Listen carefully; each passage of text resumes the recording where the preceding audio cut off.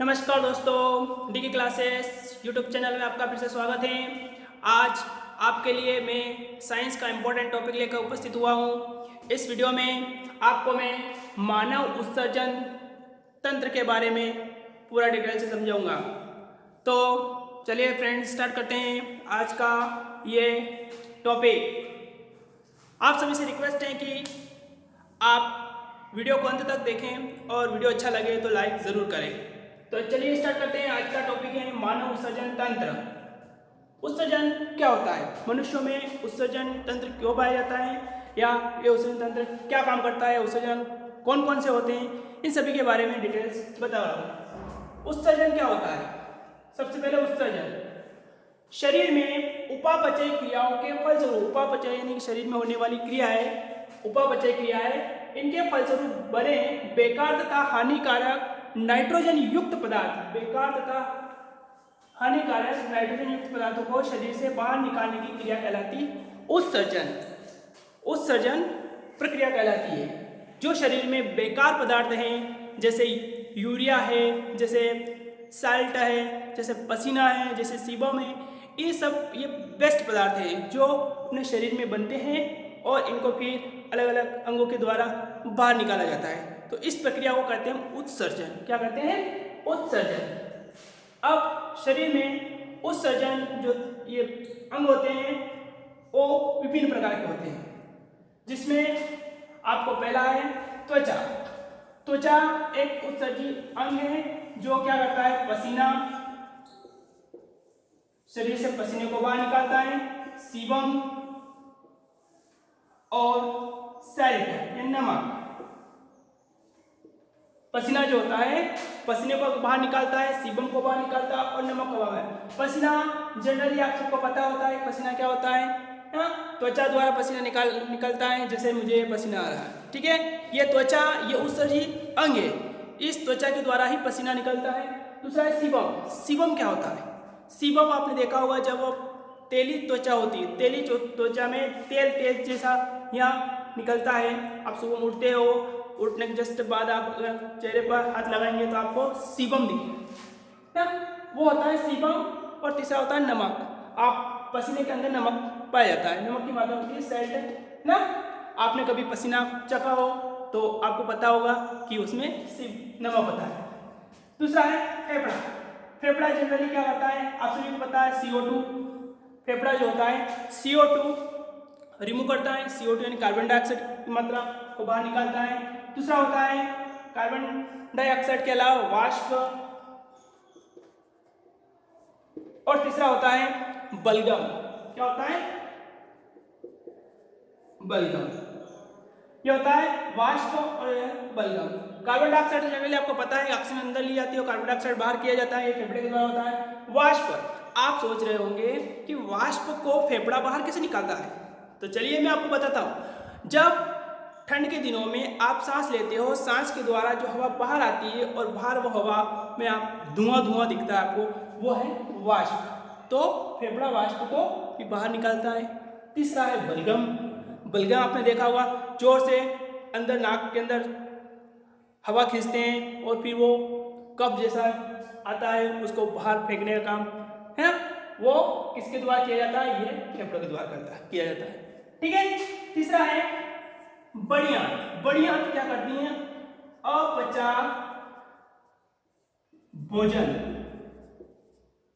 अपचा भोजन जो होता है वो बड़ी आंत के द्वारा बाहर किया जाता है। आपको मैंने पहले वीडियो में बताया है मानव पाचन तंत्र के बारे में, उसमें बड़ी आंत का क्या काम है वो आप उस वीडियो पे जाके देखिए, आपको पता चल जाएगा। उस वीडियो को नहीं देखा तो उसको अवश्य देखिए। उसमें क्या होता है, बड़ी आंत में अपचा जो भोजन होता है उस भोजन को बड़ी आंत बाहर गुदा तक पहुंचाती है और फिर शरीर से बाहर कर दी जाती है, जिसको ठोस अपशिष्ट पदार्थ बोला जाता है। अगला है यकृत, लीवर। आप सभी जानते हो लीवर का क्या काम है? लीवर, ये ग्रंथि जो होती है, ये अंग जो होता है, ये शरीर में सबसे बड़ा होता है, सबसे बड़ी ग्रंथि होती है लीवर। और ये लीवर क्या करता है? अमोनिया को यूरिया में बदलने का काम करता है। क्या करता है? अमोनिया को यूरिया में परिवर्तित करता है। क्या करता है? परिवर्तन करता है।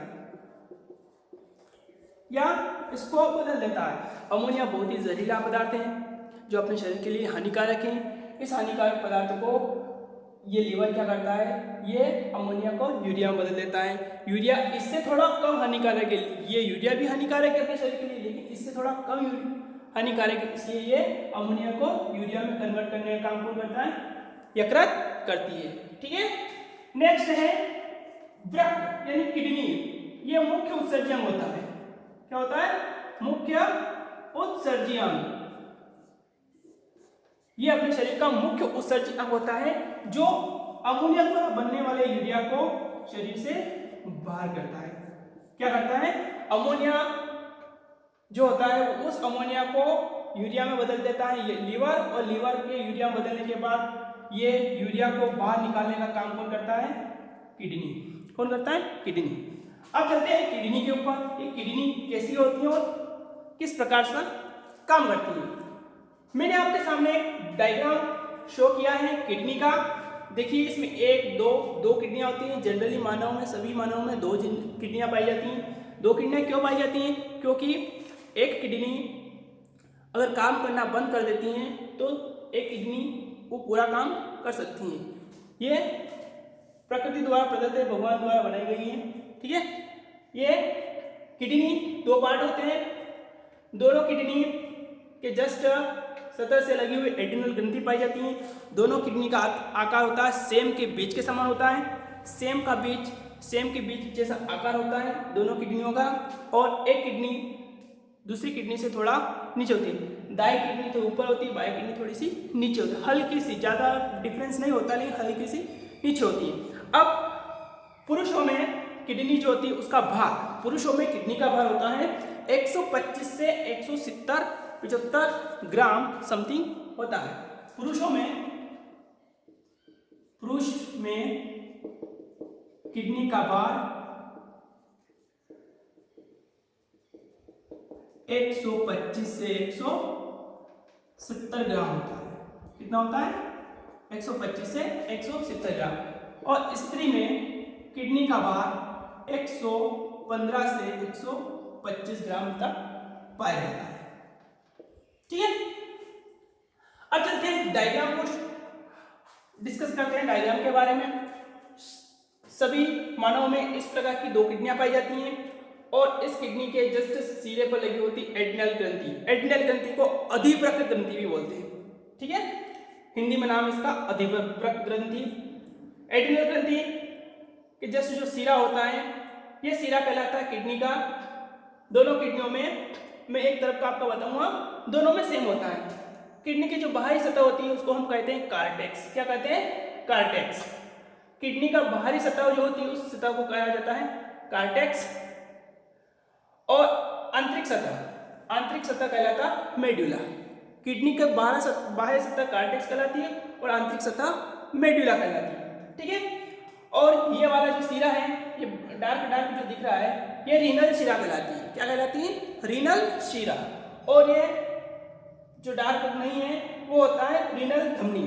धमनी द्वारा रक्त को महाशिरा तक पहुंचाया जाता है। महाशिरा भी क्या करती है, अग्र धमनियों में, अग्र शिराओं में रक्त को पहुंचा देती है। उसके बाद इस किडनी के अंदर मेडुला के अंदर और भी संरचना होती हैं। जो संरचना होती है, अब मैं आपको बता दूं, इस किडनी के अंदर नेफ्रॉन्स पाए जाते हैं। कई मात्रा में नेफ्रॉन्स पाए जाते हैं। वो नेफ्रॉन्स क्या करते हैं, ब्लड को छानने का काम करते हैं। दरअसल किडनी का मुख्य काम क्या है, ब्लड को छानना। क्या है, ब्लड को छानना। ब्लड को शुद्ध करने का काम कौन करता है, फेफड़ा करता है। फेफड़े, ब्लड शुद्ध कब होता है, जब उसमें ऑक्सीजन की मात्रा होती है और कार्बन डाइऑक्साइड की मात्रा नहीं होती है, तो ही ब्लड शुद्ध कराता है। वो काम करता है फेफड़ा। और किडनी क्या करती है, ब्लड को छानने का काम करती है। क्या है, ब्लड के अंदर अपशिष्ट पदार्थ जो होते हैं उन पदार्थों, अतिरिक्त जल की मात्रा जो होती है वो छानने का काम कौन करती है, किडनी।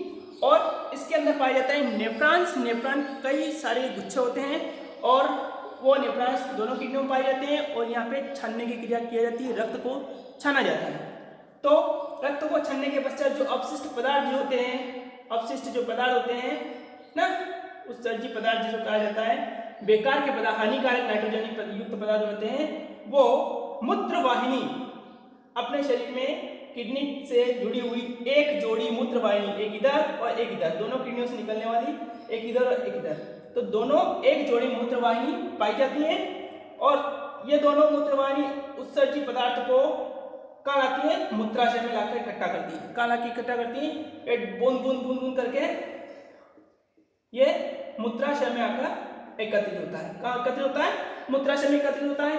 मूत्राशय पूरा भर जाने के बाद ये मूत्र कहाँ चला जाता है, मूत्र मार्ग तक पहुंच जाता है। मूत्र मार्ग से इस मूत्र को बाहर किया जाता है ना।